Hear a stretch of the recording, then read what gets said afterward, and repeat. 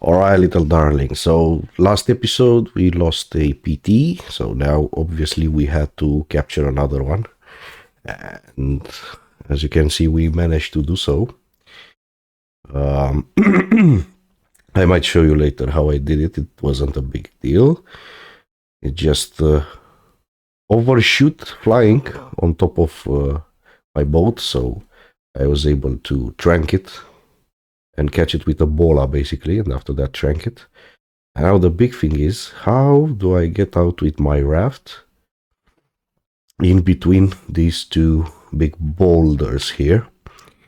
Because remember, everything that touches your boat, like these big rocks, it's a very risky maneuver because you could indeed lose a lot of your stuff right from the boat. Every object that you place on the raft could become a problem, a nuisance. Okay, so and obviously we have to hurry back home, or at least to a safe location where we can attempt and tame this new PT. Obviously, you've seen me doing this already. I won't going to go through the taming process again, all of it at least.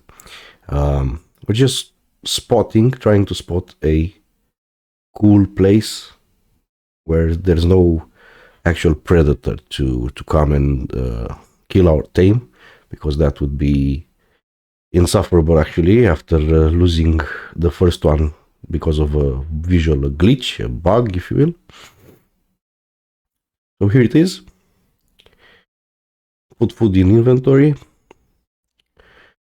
What we're gonna do, we're gonna spot the area very, very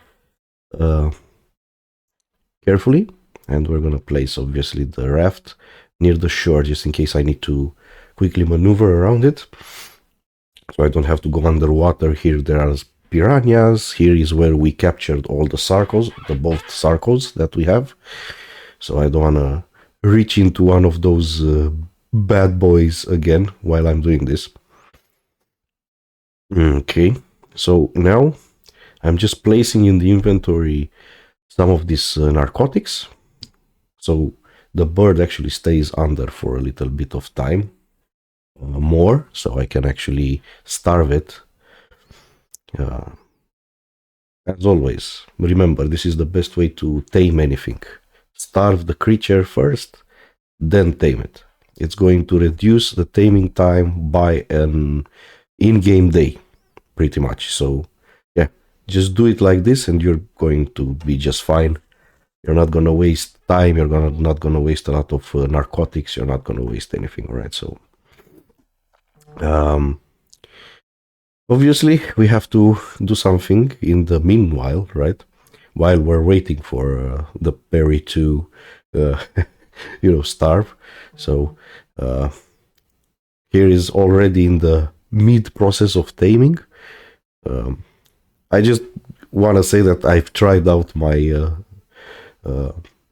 rifle. I was really curious about doing that, so that was fun to do, to shoot stuff with the long neck rifle, right? Because I attached a scope to it and I basically turned it into a sniper rifle, a medieval, Western sniper rifle, if you will, which is really cool. If you played Red Dead Redemption, then you know how cool it is to play with one of these long necks in that game. Pretty much works. The mechanics works the same in this game. It's not a big difference. So now I'm hunting for this loot crate. It's another visual glitch. It appeared somewhere and then it moves a couple of meters away from me to annoy me. Nothing interested in there. I'm just gonna take everything because it might come useful down the line, while playing. So I'm near to my base, of course. I'm safe. I'm in my safe zone here, so I can tame my my PT, without any issues or concerns, right? So Because I've started initially, I was able to actually tame it in 2 days, although it was a bigger level than the first one. If I wouldn't have started, it would have taken 3 days. So keep that into account, right? So now we have back one of the PTs that we so desperately need to be able to be airborne again. It's level 123, 123. It doesn't have a lot of weight, but has a lot of life, which is again good, and stamina. Stamina means it's going to travel with you on her back for a long period of time, right? So setting it to neutral, I want her to attack only if she gets attacked by something else. And now I'm going to place her next to the other tames that I have here stuck together on this beach, just to get some passive XP from our little bodies there, right? The little hot dogs that we tamed initially. I'm just gonna level up some of the tames that I have here. Just gonna enable petting on them again, so they just lift your experience up like that, as you can see, right? I know I've done this a million times already in this series. Next time I'm not gonna show it. I don't want to bore everybody that's watching this series. I think sometimes it's useful just to remind people of the simple stuff, because this can be forgotten pretty easily that you can do this. And another important thing, we got back to the place where we tamed this PT. We saw this beaver dam, and we're gonna rob it of all the cementing paste that is in there, because we need cementing paste to be able to create Sarco saddles. And I'm not just there yet to create it myself. I made a terrible mistake here. Actually, it just cost me, or could have cost me, some of my life, or even the life of my character, because the beaver was instantaneously on top of my boat. Actually, both of them, there's two of them here, one male, one female. Actually, no, these are two males, but this one has a very interesting color, and I really want it.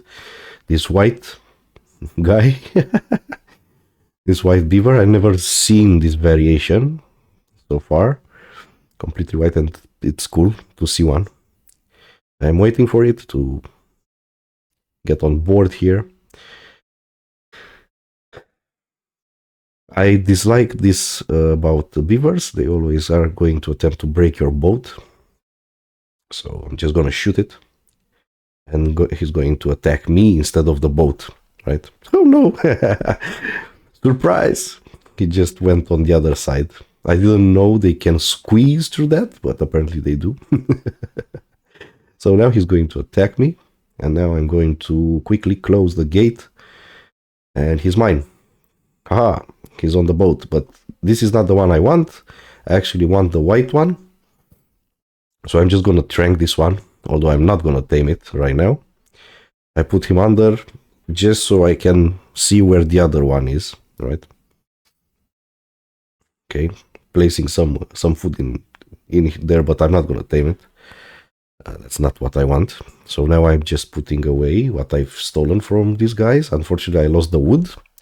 And no, and the second one. So they're crazy that they actually can squeeze to that place. So I need to be careful, because in the future I'm going to try to tame a higher level one. And they're just crazy. This is craziness. When they come in, you're under the impression, hey, I'm safe here, I can shoot. But no, they can squeeze to that place. So here it comes. Here's the second one. I quickly close the gates to my trap. And now I do have two beavers on my boat, and I can actually leave this place. So some problems here with scaling that wall. This happens. Those stairs are those wall stairs or wall ladders have some problems again. This wasn't fixed. It was there the last time I did the playthrough on this game. So I was expecting them to fix some of these things before they, say goodbye to the whole concept of Ark Mobile, but apparently they didn't. I'm really curious what's going to happen. Maybe in the future they'll decide to make an Ark 2 after, but probably after Ark 2 is going to get on, on our desktops, on our PCs. And a third, this was incredible. A third one just arrived from somewhere, I don't know where. It's a whole colony, basically, of beavers here, which wasn't here before. That's the main thing. So it wasn't here. It spawned after I actually tranked the PT. So that's just amazing, Sometimes this game is crazy. So now I just went a little bit far, kind of in the same area as my base, but a little bit further away, just to not get any of my tames alerted to come and kill these two beavers. I wanted to be alone with them overnight. I slept, and now both of them are ready for taming. They are both starved, literally starved. So what I'm going to do right now, I'm just going to... Something attacked me here, I don't know what. Maybe there was like a piranha stuck under the boat or something. But anyways, so now what I'm going to do is I'm going to kill the red one, because I don't want that one. It's at very low level. And I'm going to trank and then tame the white one. And as I said, both of them are now starving. So this is the perfect way to do this taming procedure, especially with beavers, with the Castoroides. They have really low torpority, and that means you're gonna have to be very smart about taming them, right? So just in the meanwhile, I'm building my saddles, my Sarco saddles, to have them prepared, because I really want to ride at least one of them, the high level one. And it doesn't hurt to make saddles for them, because it gives them a little bit of armor also. So right about now, I'm contemplating killing the red one. I really didn't want to have two of them, and that one is really low level. I honestly don't have anything to do with it. No use for such a low level. It's gonna take a lot of time to just do something with it. I'm moving a little bit away from where I am right now. I'm trying to... Again, I'm going to navigate away from my base, but I want to be close to my base just in case something happens, something bad happens, right? So just riding the boat a little bit down this little river here. Don't want to make any contact with my base or the tames there, because they will get alerted and start probably attacking these two beavers. Right, so parking the raft here. No dangers in sight. No predators to come and harass my people. And also, I'm going to place the Sarco saddles, which is great, right? I have two Sarco saddles now. Both of my Sarcos are a little bit protected, and they can be used as tames right now. They can be ride off into the sunset. So I'm just gonna take this one for a little ride, because it's so cool to ride one of these things, especially in water, underwater. They are so fast.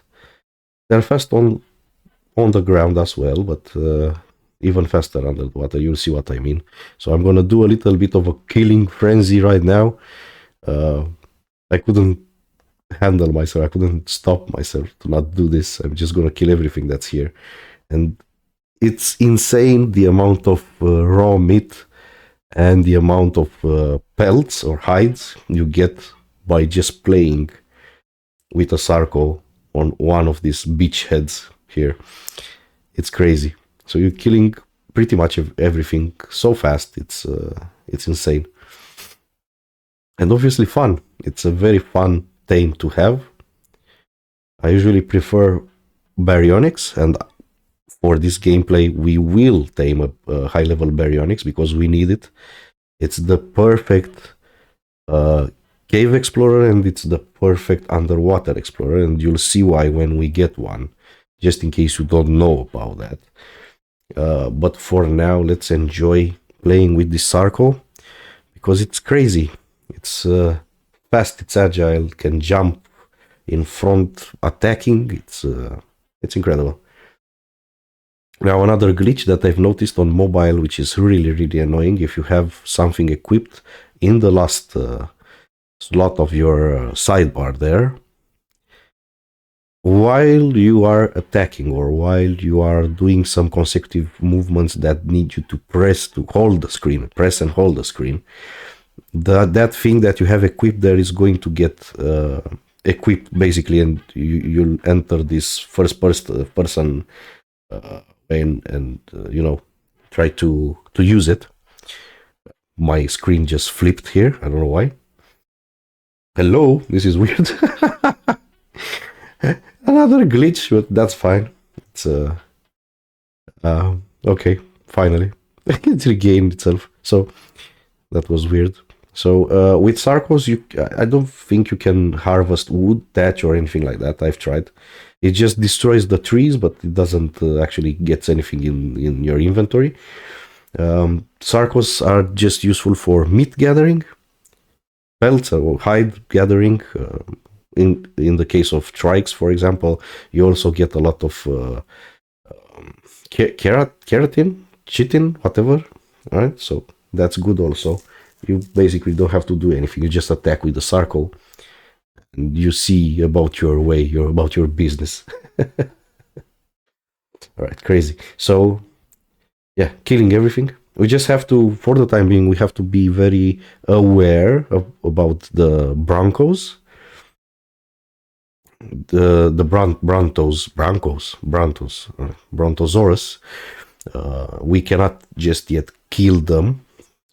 We still don't have enough HP. We don't still have enough melee damage. So for the time being, we're just satisfied by killing everything else that lives around us, right? Game starts to glitch a little bit when you're doing consecutive attacks. Freezes a little bit. Of course, I also have the recorder on, so I can actually capture these images for you. But it's very stressful because you're thinking, okay, does it get stuck for me only, and then I'm in real danger because something could really come and kill me? I mean, not right now. I'm not in immediate danger, even though I'm in shark-infested waters here. But could it, in theory, really screw me over? Because when I'm fighting something big like an alpha, and I need to attack it repetitively, right? Could that turn into a disaster? So that's something that I need to take account of. And honestly, I don't remember that happening in the last gameplays that I've done on this game. Right. So I don't know, maybe it's just because the recorder is on, but this kind of happens and is really annoying. So now we are going to try and fight some of the sharks. We obviously saw this trike. We couldn't help it. We wanted to kill it. We really need those keratin, chitin, whatever you want to call it, right? These carbos, the same. You have to kill them because they give you that sweet keratin. And again, this happens, right? So it's equipping the last thing that I have in that sidebar there. So screwing around with the Sarco was really fun. I didn't expect that. I usually stay away from Sarcos, and I'm going to tell you why. Even though it was really fun to play with it, this half an hour, they have a terrible turn radius, especially when you're in the water. So you actually get dizzy. I got dizzy because I couldn't focus my attacks on one of these sharks. At a certain point, it simply just turns around like this, and you cannot really track and kill one target. You actually need to try and aggro everything that's around you, then do another pass. While with the Baryonyx, that's why I think is the superior crocodile in this game. The Baryonyx actually underwater has this cool sweep and turn attack. It actually swings around with his tail and tranks everything around it, and also does a lot of damage. So that's why we have to keep in mind the next thing that we're gonna do. We're gonna go and catch a Baryonyx to have it when we have the saddle ready, and you're gonna see a big difference. By the way, something else to mention here: when you're underwater and you're on top of one of these Sarcos, you can battle 1, 2, up to 3 sharks, and you have nothing to worry about. So the Sarco is incredible about that. It gives you a lot of defense, doesn't lose a lot of HP right away. It's insane. So getting some meat from that megalodon there, because we eat a lot of meat, right? Especially where we are underwater. Again, this is something that is specific to the Sarco, right? So a lot of meat to regain stamina quickly. There you go. So we need a lot of fish meat. That's an understatement, right? So now we are just gonna explore a little bit, battle this group of sharks there near the base. There's a lot of them. So there's like 20, I think, in total in this little canal here, right? So it's crazy how many sharks the game spawned in this area. I think there's more sharks here than there's near the herbivore island. Again, crazy. It's crazy. So, but then again, that's why a Sarco is so good. On a Baryonyx, you have to be wary of the sharks. He cannot tank that much damage, if I remember correctly, but the Sarco is crazy.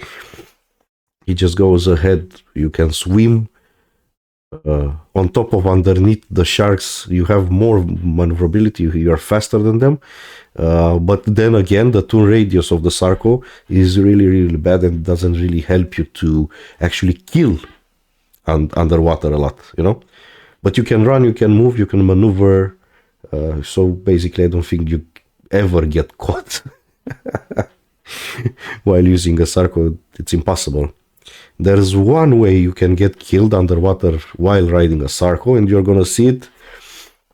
In this episode, I almost died because of that. But until then, just enjoy all this underwater gameplay. And again, this is a pretty low level, right? So I'm not even level 42, I think, right now.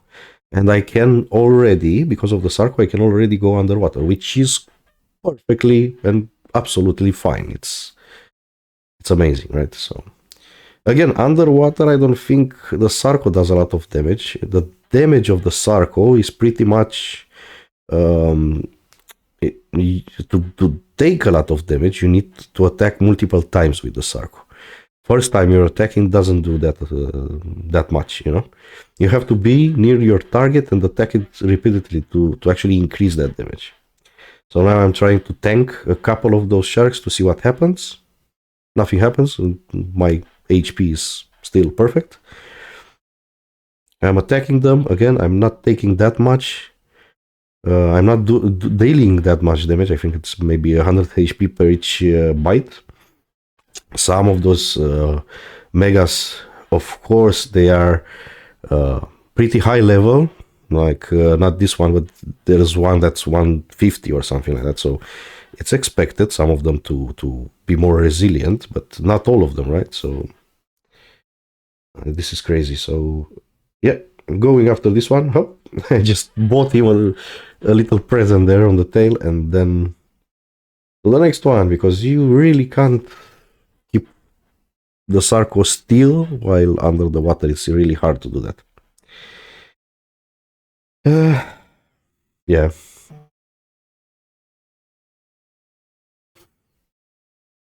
Crazy gameplay. Whoop, there you go. Level 80. So I was able to keep it relatively steady and kind of on the same level as that Meg. But unfortunately, I didn't do that much damage. I mean, 300 HP on a 4 consecutive attacks. So there you go, right? But then again, I can tank the damage from that shark all day long. I don't think I'm going to die. He can just bite at me and nothing's going to happen. Right? Again, going head to head with a level 90. So I did about 250 damage, then I was lifted up, so I needed to go away, right? And turn radius again doesn't help to stabilize and then attack again with the Sarco. So he's too long. That's why, basically. The Baryonyx is more compact, it's a little bit different, right? I'll have to try with one of those smaller ones. It's called a Corpuscus, I think. In all the gameplays that I had on Ark Mobile, I never tamed a Corpuscus, if that's the name. So the smaller Sarco, the one that can actually grab you and take you away with him. Never felt the need to actually tame one of those. Seems to me it doesn't have a lot of HP. The attack damage that he's able to do is not that great. The only good thing is that you can actually grab something with it and take it somewhere else to kill it, which again, it's debatable. I don't know if you can get larger creatures than, I don't know, let's say Dilo, right? On one of these things that I'm tracking here with the Sarco. But again, I'm curious about if that's a smaller type of creature, right? And maybe the turn radius on that is better. Although it's still an elongated hitbox machine, right? So it might not help that much to be smaller, actually. It's more because of the way the body, right? The hitbox body is allocated. So something to mention here. Mega Piranha more obnoxious than the sharks are when you are swimming with a Sarco. I swear it, they seem to attack more when you're on top of the Sarco than you're actually swimming for some reason. So again, not much to say.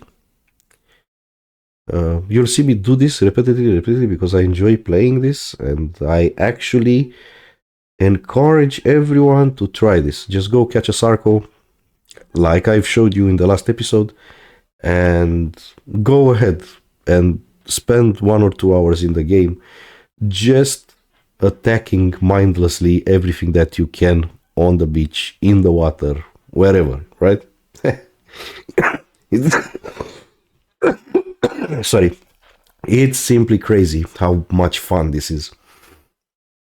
Just to do this again and again and again. And you're collecting a lot of raw meat in like, I don't know, 2 hours in game. So in game, not real life hours. Okay, in game, you're collecting, you're filling up all your inventory in about 2 hours in game. It's crazy. It's absolutely crazy. So it's good because you can feed the rest of your carnivores pretty quickly, right? So here's some sharks. I'm still trying to kill one of these sharks with the Sarco, but I cannot. That I remember that annoying the hell out of me. Maybe I'm doing this wrong. So write down in the comments if you feel I'm doing something wrong here. Maybe you know something different, a different attack stance or something like that with the Sarco. So this is a Sarco. But I do think this is because of the turn radius and the hitbox of this animal. It's so elongated that you really cannot do anything else than just these straight attacks. Then you gotta turn around, go again in the straight line, then you gotta turn around again, like I'm doing here. I'm using this canal underneath the water just to go straight, attack, then return, attack again, but still I'm unable to kill any of the sharks. So they're there. That's the annoying part, but you're jumping into the water and you cannot take them. It's crazy. It's Uh, Annoying as hell, but you know.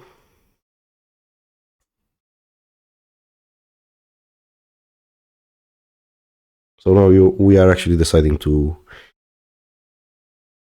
go away a little bit, go further away pretty soon now, and we're gonna try to explore underwater a little bit because we can, right? Although we cannot stay underwater for a long period of times, we don't have yet a respirator, I think it's called, but still pretty damn interesting, you know, thing to do here. Just attacking everything, having fun. Oh, look. A Spino, but a really low level one. It got killed by that Bronto, which is huge, has a lot of HP, and probably a lot of melee damage, right? Okay, so that guy is a big. He's a big boy, although he's a female, but it's a big boy. We have to stay away from that. We're not ready to tackle it yet. So yeah, I'm just gonna play around, kill a bunch of things here as well. Yeah, this Carbonaris doesn't have a chance in hell, obviously. Trikes don't have a chance in hell as well, although they are trying. They're desperately trying to attack, but nope. No way. Nothing can stop me here. I'm in my element with this Sarco. I'm just killing everything. 1, 2, 3. So this is a huge one, right? A big level Carbonaris. It does deal some damage. It can tank a lot of my damage, as you can see here. But yeah, level 55 Carbonaris, no chance in hell. No chance in hell. And yeah. Now the Parasaurs, that's a little bit different. The Para can actually run pretty fast. And for example, this one, I don't know if I can catch it. I'm trying, but no chance. Right, so